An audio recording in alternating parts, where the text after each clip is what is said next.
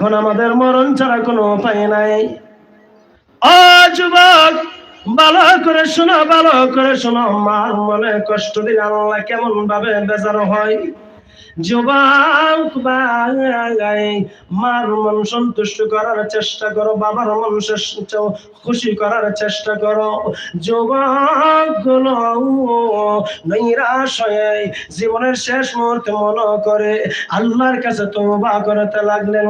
3 যুবকের মধ্য থেকে প্রথম নাম্বার যুবক বলে, আমি ছিলাম ধনাঢ্য, আমার ঘরে ছিল একজন কাটুরিয়া, ওই গোলাম আমার ঘরে ছিল একজন গোলাম, ওই গোলামটা অর্ধেক বেতন আমার কাছ থেকে নিয়ে বাকি অর্ধেক বেতন রেখা সে তার বাড়িতে চলে গেছে।